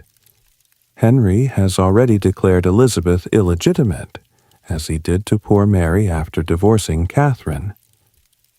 The royal nursery now has 2 bastard princesses and no legitimate heir. But Henry, ever optimistic, or delusional, is about to change that. He's already preparing for wife number 3, convinced that this time he'll hit the jackpot, a healthy son. So, take a breath. Yes, again. You've survived another queen's downfall. The palace is abuzz with preparations for a new wedding, even as Anne's scaffold is still being cleaned. The speed of it all is dizzying, but that's life under Henry VIII. The wheel of fortune turns faster than a butcher's carousel. One day you're the most happy, the next day you're dead and erased. For your own sanity, you focus on routine, scrubbing floors, airing out the rooms to remove any lingering Boleyn perfume, and setting fresh rushes. By the end of May 1536, Jane Seymour is installed as the new Queen of England. Will this third marriage finally bring the stability and the prince that Henry so desperately seeks? You can only hope, for all our sakes, that the third time's the charm. Blink, and you'll miss the transitions in Henry's life. Only days after Anne Boleyn's execution, the court is already celebrating a new engagement.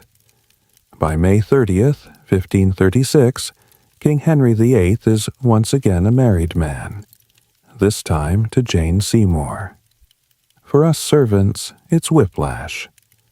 1 week we were scrubbing Anne's blood off the scaffold.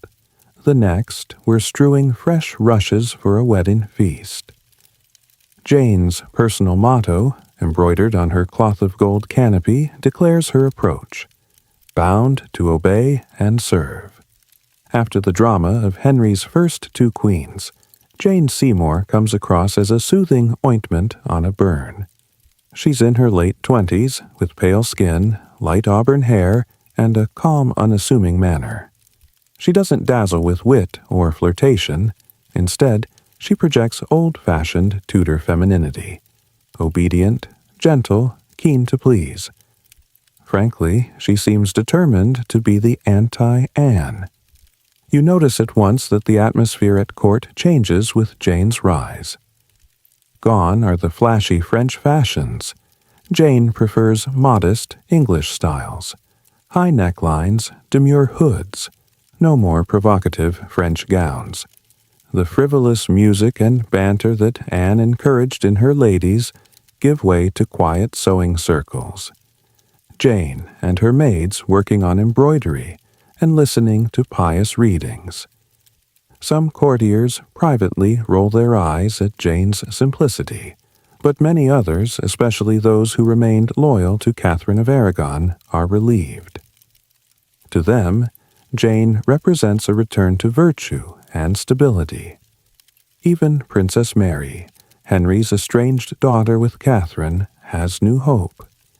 Jane makes it her mission to reconcile father and daughter, seeing it as her wifely duty to mend family bonds. It's a risky endeavor. Mary has been in her father's doghouse for years for defying him during the divorce, but Jane's heart seems genuinely kind. We hear that in July 1536, thanks in part to Jane's gentle prodding, Henry finally allows Mary back at court. After the poor girl signs a humiliating document admitting her father is head of the church and that her mother's marriage was unlawful. One day you glimpse the teenage Lady Mary walking beside Queen Jane in the gardens. Mary, with tears of gratitude in her eyes as she curtsies to her stepmother. Jane even tries to extend kindness to little Elizabeth, Anne Boleyn's daughter, though Henry is less interested in that reunion. Still, Jane's efforts as peacemaker earn her much praise. People are already saying Jane is different, a good woman who might succeed where the others failed. But Jane's primary task, like those before her, is to provide a male heir. On that front, fortune smiles surprisingly fast. By late 1536, the palace is abuzz with the news. Queen Jane is expecting a child. This joyful development followed on the heels of tragedy. Just a few months earlier, in July 1536, Henry's only acknowledged son, his illegitimate but much-loved Henry Fitzroy, Duke of Richmond, had died of illness at age 17, a huge blow to the king. The loss of that son made Henry even more desperate for Jane's child to be a boy, to secure the succession. Henry's joy at the pregnancy is cautious at first, but as the months progress and Jane's belly swells, his excitement grows. The king, now 45, seems positively rejuvenated at the prospect of fatherhood. He fusses over Jane endlessly, forbidding her to exert herself. If she so much as yawns, he calls for a dozen physicians. For you and the other staff, it's actually a relief. A happy Henry is a kinder Henry. Well, relatively. We get a short break from the daily fear of his outbursts. Jane's placid presence has a way of calming the savage beast in Henry. He even stops gorging quite so much at meals, and takes to sleeping early to keep Jane company in her delicate condition. Not all is serene in the kingdom, however. In the autumn of 1536, while Jane is in her first months of pregnancy, a massive rebellion erupts in the north of England. It's called the Pilgrimage of Grace. Tens of thousands of common people, peasants and nobles alike, rise up in protest against the religious changes Henry imposed. The dissolution of monasteries, the ousting of the Catholic Church, and the influence of evil counselors like Cromwell and Cranmer. They march under banners showing the 5 wounds of Christ, essentially saying they rebel in the name of God and the old faith. It's the biggest uprising of Henry's reign, and for a moment, it looks like his whole religious revolution might be in jeopardy. Now, Queen Jane, sweet, devout Jane, sympathizes with some of the rebels' grievances, especially their call to reinstate the monasteries. She, like many, feels a pity seeing monks and nuns cast out. Emboldened by her wifely duty, Jane dares to speak to Henry about being lenient, and perhaps restoring some monasteries. Your jaw nearly drops when you hear what Henry replies. The king, who generally indulges Jane, turns on her with a flash of anger and snaps, "Remember Anne Boleyn." In that moment, all realize that even mild Jane isn't immune if she crosses the line.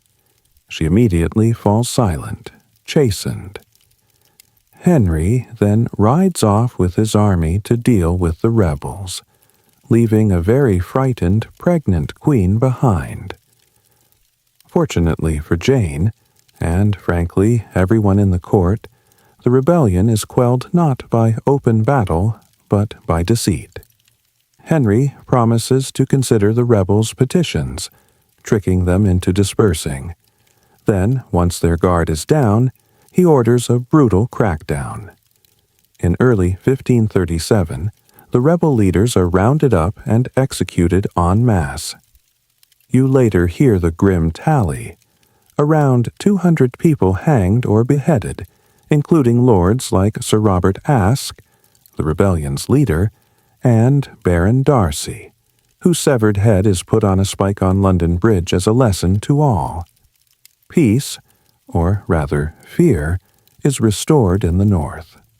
When Henry recounts these events at table, he does so with a casualness that makes your blood run cold, as if ordering the deaths of hundreds is all in a day's work for a king. Queen Jane, wisely, does not press the issue of monasteries again. With spring 1537, the focus returns to Jane's pregnancy, which is advancing well. By the fall, anticipation is at a fever pitch. Astrologers confidently predict a boy. They've learned their lesson. No one dares predict a girl this time. Henry certainly believes it will be a son.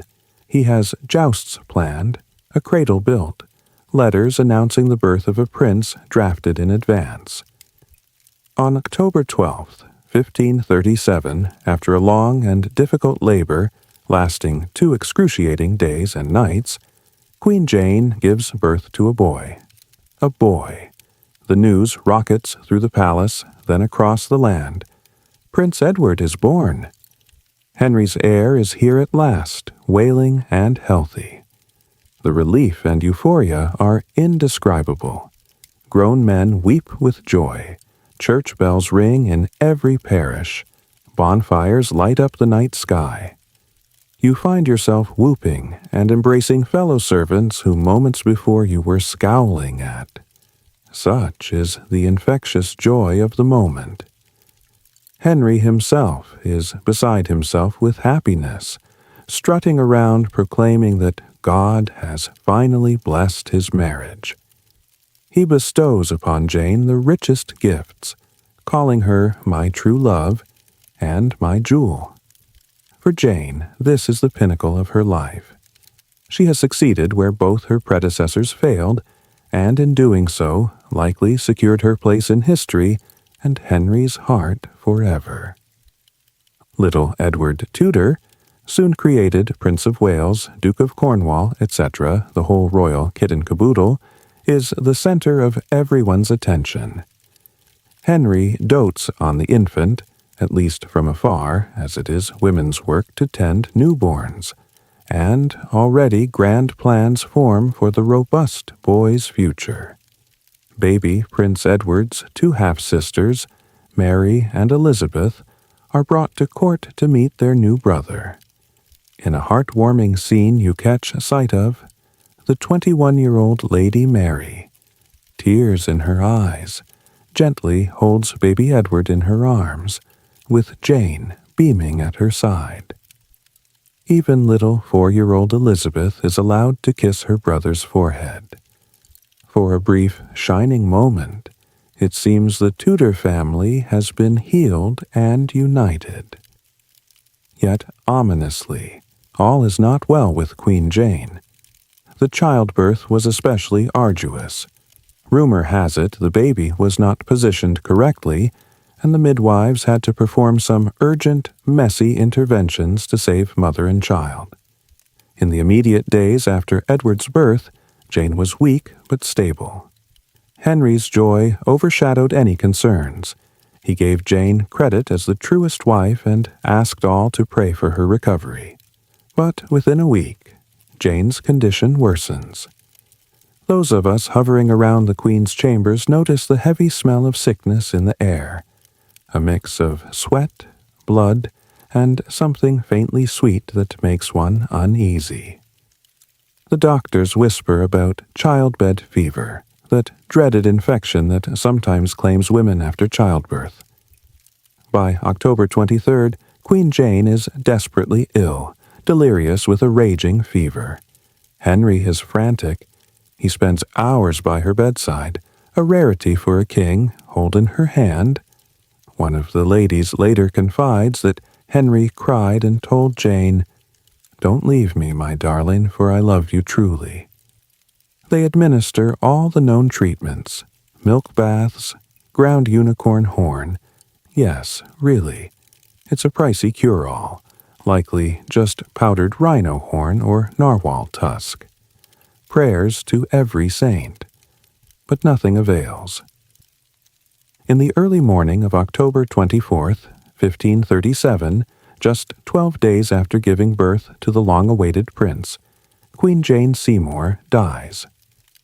The news strikes the court with a thud of sorrow. Unlike Anne Boleyn's dramatic and contentious end, Jane's death is a tragedy everyone feels personally. Even those who never cared for her virtues cannot deny she gave the king what he wanted. And she was kind. She hurt no one, except maybe by the chain reaction of her ambition, but that's the game of queens. Henry is heartbroken. You witness the king's grief firsthand. His eyes red-rimmed, his face ashen, utterly devastated in a way you never saw when Catherine or Anne were gone. "Jane was my true love," you hear him murmur to Charles Brandon, his closest friend, "the only true wife I ever had." In the days that follow, Henry's shock is palpable. He doesn't rage or snap. He moves like a man in a nightmare. Perhaps the strangest sight of all is when you see him, the mighty king, break down sobbing in a corridor, inconsolable. For a moment, he is not the tyrant or the legend. He's just an old, fat, broken man who got what he wanted and paid the price of losing someone he actually loved. Jane is given a queen's funeral, the grandest since Henry's own mother's passing. Draped in cloth of gold, her body lies in state, and the entire court dresses in mourning black. You travel with the entourage that carries her coffin to St. George's Chapel at Windsor Castle. It is a somber, rainy November day when she's laid to rest.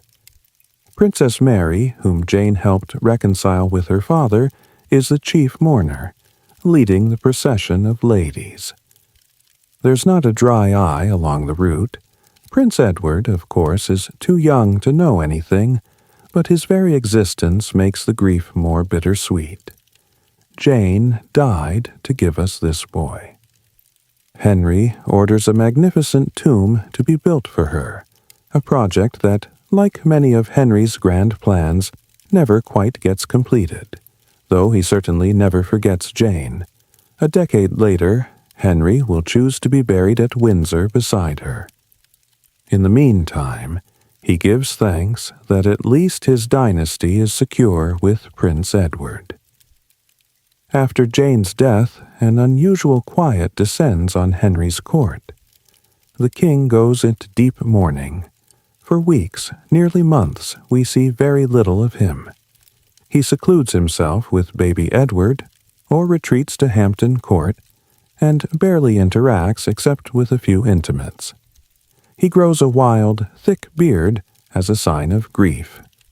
It's reddish-white now, making him look like a grizzled lion. The endless cycle of feasts, dances, and masks halts. It's as if the whole palace is holding its breath, unsure what will happen next. You find the silence unsettling but also oddly peaceful. No new scheming queen, no factional battles between ladies-in-waiting, no tense undercurrent of will she or won't she produce a son? Because, at long last, that question is answered. Jane did her duty, and now she is gone. Of course, we all know Henry won't remain single forever. But he does something remarkable. For the first time in his life, Henry waits. He doesn't immediately chase after another woman or rush into another marriage. Perhaps it's the genuine grief. Perhaps it's that he finally has his heir, so the urgency is lessened. Or maybe it's a bit of both. In any case, nearly 2 years pass without a new queen. For those 2 years, 1538 and most of 1539, you get a breather from royal wedding madness. Not that there aren't other dramas. There are always dramas. For instance, Henry's delicate diplomatic dance in 1538. Trying to arrange a marriage alliance while juggling threats from a potential Catholic crusade against him after his excommunication. And the ongoing shuffle of court politics, Cromwell rising ever higher, the conservative nobles grumbling. Henry's leg wound still festers, at times making him more temperamental than usual, and there are still executions here and there. The Pole family in 1539, with that poor elderly Countess of Salisbury executed with a clumsy axe. But that's another gruesome tale. Yet, in terms of wives, Henry is taking things slow. Behind the scenes, though, Thomas Cromwell, ever the industrious minister, is working on finding Henry a new match. England has religious enemies now. The Pope excommunicated Henry, and Catholic powers like Spain and France could unite against us any day. Henry needs allies, and Cromwell has his eye on Protestant Germany. That's how the search for wife number 4 begins, quietly, in the background of our daily routines of polishing armor and cleaning tapestries. Little do we know, the next queen will be an unlikely foreign lady whom Henry has never met, chosen from a portrait, and her story will take a very unexpected turn. But that, dear friend, is for the next chapter of our saga. For now, as 1537 turns to 1538, we live in a court with a mourning king and a motherless prince, hoping that the worst of the royal marital turbulence is behind us. If only we knew what strange events were still to come. By 1539, the mood at court has shifted yet again. King Henry, now a widower in his late 40s, has emerged from mourning Jane. He's heavier than ever, his leg troubles him, and he's grown more self-conscious about his age and image. But one thing hasn't changed. Henry still believes in his kingship and virility. He has his precious son, Prince Edward, but he knows a king must have a queen, for companionship, for alliance, and perhaps to produce a spare heir or two. Insurance, you know. Enter the next candidate in this royal game of matrimonial musical chairs, Anne of Cleves. You start hearing whispers in late 1539 that Holbein, the court painter, has been dispatched across the sea to paint portraits of some German ladies. Thomas Cromwell, ever practical, has been arranging a new marriage to secure an alliance with the German Duke of Cleves, a prominent Protestant ruler. The politics are compelling. England is isolated after the Catholic powers condemned Henry's schism from Rome. So, a Protestant ally in Europe is just what Cromwell thinks we need. Henry, reluctant at first, is persuaded to consider the Duke's sisters, Anne and Amelia. Holbein returns with a flattering portrait of Lady Anne, and Henry, seeing the pretty face on canvas, rosy-cheeked, demure, with modest garments, is intrigued. She is said to be virtuous and gentle, Cromwell assures the king. And look, she's fair enough. Henry, who has always had a weakness for attractive women, decides that yes, he'll marry this Anne of Cleves. Why not? It's high time he had another queen, and she might give him more sons. So, sight unseen, aside from the portrait, the marriage treaty is made. By December 1539, Anne of Cleves arrives on English soil after a perilous winter channel crossing. You remember the day she first set foot in the palace. There's great curiosity among us servants. What does the new lady look like? Is she as comely as her portrait suggested? Anne is about 24, with a tall figure and a long oval face. Not a classic English beauty, perhaps, but not hideous either. She seems a bit overwhelmed, speaking only a few words of English. Her native tongue is a low German dialect. But she smiles politely at everyone. We notice she dresses rather plainly.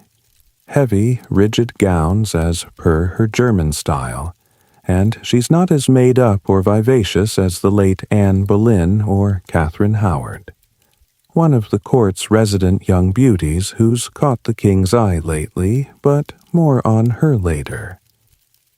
All in all, to our eyes, Anne of Cleves seems a decent, respectable woman.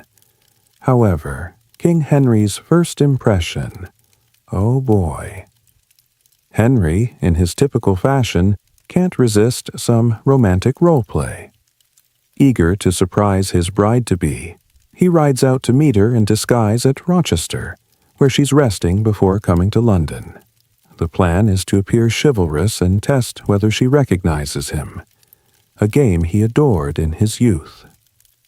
So, Henry bursts into Anne's chamber dressed incognito, embracing her boldly, and Anne, who has never seen him and finds this sudden large stranger grabbing at her, quite alarming, basically freezes. She doesn't react with the swooning delight Henry expected. Some say she looked confused and slightly repulsed by this sweaty, middle-aged man's ardor. Henry stomps out of the room, fuming. "I like her not. I like her not," he famously complains to Cromwell. It's an awkward start, to say the least. Henry had hoped for instant chemistry, but reality often lacks the romance of his beloved chivalric tales. The poor woman didn't know the big, bearded fellow was her fiancé. How was she to guess King Henry would show up unannounced, without his crown and regalia? Unfortunately for Anne, first impressions stick. Henry becomes convinced that he has been misled, that Anne's appearance doesn't please him. Behind closed doors, he even crudely remarks that she's no virgin beauty and that her body has unpleasant odors. Some courtiers snicker that perhaps it's Henry's own festering leg ulcer they smell, but only in secret. We hear a nasty nickname circulating, Flanders mare, implying Anne is as ugly as a horse. It's not clear Henry actually used that phrase. It might be court gossip or a later invention, but it captures his attitude. In truth, Anne is not ugly. She's just not the vivacious bombshell Henry imagined. More critically, she's not skilled in the art of courtly flirtation due to her sheltered upbringing. She can't dance well, she doesn't play musical instruments, and her conversation, through interpreters, is straightforward and a bit dull to Henry. He'd been spoiled by the charms of Anne Boleyn and the sweetness of Jane. Anne of Cleves is something altogether different. A sensible, modest German lady who finds herself in a very strange land. Despite Henry's grumblings, the wedding goes ahead. On January 6, 1540, at the Palace of Placentia in Greenwich, Henry VIII marries Anne of Cleves. You watch the ceremony and notice Henry's forced smile. He looks like a man biting into a lemon tart he's obligated to eat. Anne, for her part, appears solemn and dutiful, likely aware by now that her husband is not enamored with her. Still, she carries herself with dignity, dressed in rich velvet and ermines that befit a Queen of England. Thomas Cromwell is beaming. His diplomatic masterpiece has come to fruition. Many in court cautiously celebrate this union that brings alliance and, hopefully, stability. But the marital bliss, if we can call it that, is short-lived and non-existent in private. Henry admits to his closest confidants that he cannot consummate the marriage. He claims he found Anne so unattractive in the bedchamber that he left her as good a maid as I found her. A gentleman wouldn't kiss and tell, but Henry, in his insecurity, practically shouts about how he couldn't do it. Some speculate Henry's own impotence or anxiety might be at play. After all, he's not the virile youth he once was. But whatever the case, Henry blames Anne.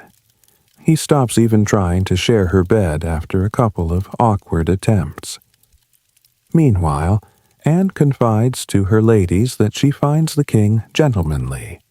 But perhaps she too is relieved that he hasn't pursued his husbandly rights vigorously. Maybe she was intimidated by him. The whole situation becomes farcical. The royal couple dine separately, live separately, and, in effect, the marriage exists only on paper. All spring 1540, you observe Queen Anne doing her best to fit in. She learns some English, tries to engage Princess Mary in conversation. They get along okay, bonding over sewing, and smiles at the king whenever he deigns to visit her.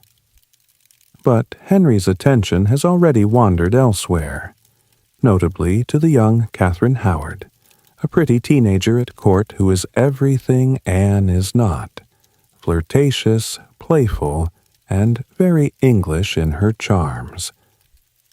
For Thomas Cromwell, the architect of this marriage, things are turning dire.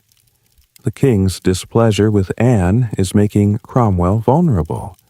Those enemies at court who resent Cromwell's low-born rise, like the Duke of Norfolk, uncle to Catherine Howard conveniently, seize this opportunity.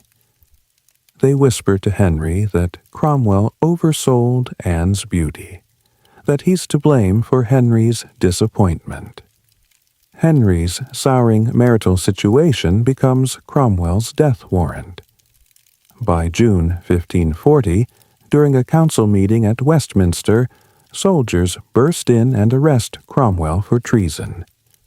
You hear the clattering of armed men, and the indignant shouting of Cromwell echo down the halls. It's hard to believe. Cromwell, the man who held the reins of power for so long, dragged off in chains. Many of us servants owe him favors and patronage. Now we hastily distance ourselves. In the Tower, Cromwell pens desperate letters proclaiming his innocence and begging for mercy. Henry, fickle as ever, doesn't listen, or perhaps by now he can't. The factional knives are out.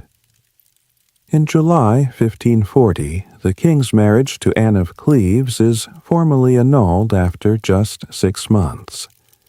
Conveniently, it's decided that since the marriage wasn't consummated, and Anne had been pre-contracted to another noble years ago, Frances of Lorraine, a teen engagement broken long ago. She and Henry were never truly bound as man and wife. To her eternal credit, Anne of Cleves accepts the annulment gracefully, likely with relief. She reportedly said she'd rather be the king's sister than his wife, and Henry is generous in return. He grants her a hefty settlement, including Richmond Palace and Hever Castle, and the honorary title of the king's beloved sister. Anne, now technically Princess Anne again, settles into a comfortable life in England. You occasionally see her in later years at court events. She and Henry remain on amicable terms. She dresses more fashionably, has lost weight, stress diet perhaps, and, ironically, seems much happier than when she was queen.